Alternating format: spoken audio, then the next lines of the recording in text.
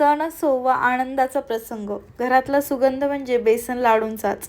तर आज मी घेऊन आले एकदम पारंपरिक पण तितकीच सोपी आणि परफेक्ट बेसन लाडू रेसिपी. घरच्या घरी कमी साहित्य वापरून परफेक्ट बेसन लाडू कसे बनवायचे ते मी आज दाखवणार आहे. नमस्कार मंडळी, मी विद्यास फूड स्टोरीजमध्ये तुम्हा सर्वांचं मनापासून स्वागत आहे. तर आज आपण बघणार आहोत दिवाळी विशेष असा पुढचा पदार्थ बेसन लाडू.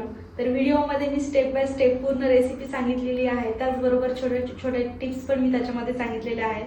तर व्हिडिओ शेवटपर्यंत नक्की पहा आणि आवडल्यास लाईक, शेअर आणि सबस्क्राईब करायला विसरू नका.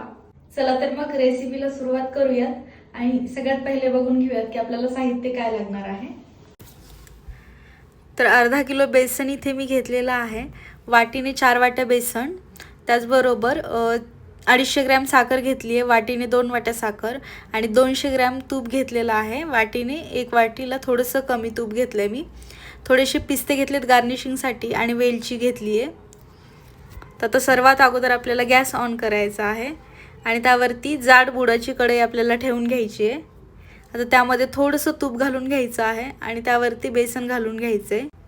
तूप आपल्याला एकदाच नाही घालायचे, बेसनाचा अंदाज घेऊन आपल्याला तूप घालायचे, नाहीतर आपले जे लाडू आहे ते पातळ होण्याची शक्यता असते. तर आता इथे बेसन मी हलकं भाजून घेते.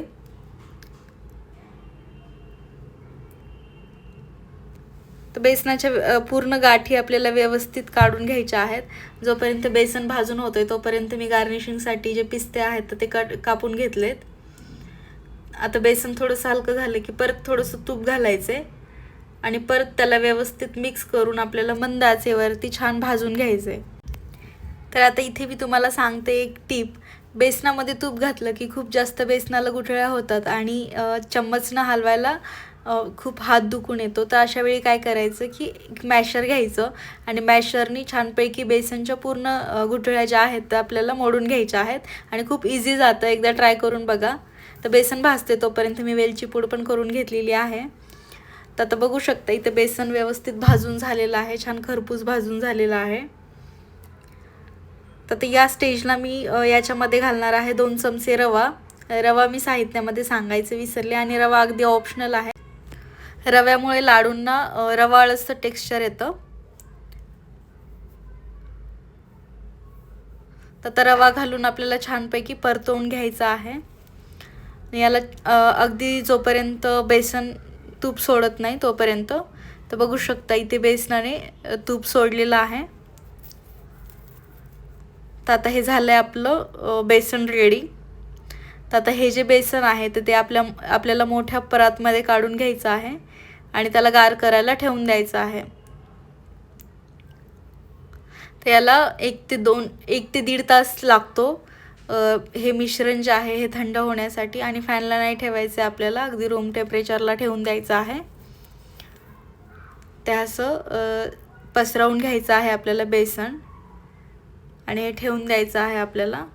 तर आता इथे मी 1 ते 1.5 तास हे बेसन ठेवलं होतं आणि हे थोडंसं कोमट झालं हलकं की याच्यामध्ये मी साखर घालून घेते, पिठी साखर. आणि याला व्यवस्थित आपल्याला मिक्स करून घ्यायचं आहे. याच्या पूर्ण जे गाठी आहेत त्या आपल्याला मोडून घ्यायच्या आहेत आणि याला व्यवस्थित मिक्स करून घ्यायचं आहे.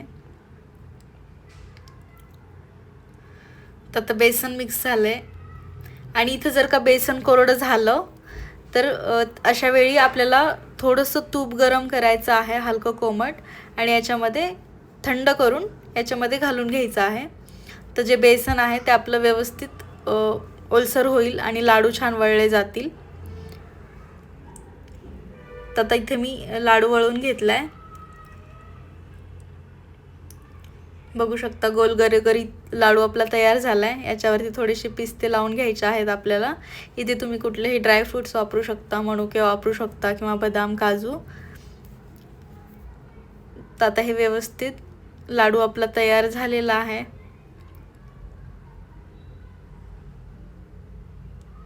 बघू शकता.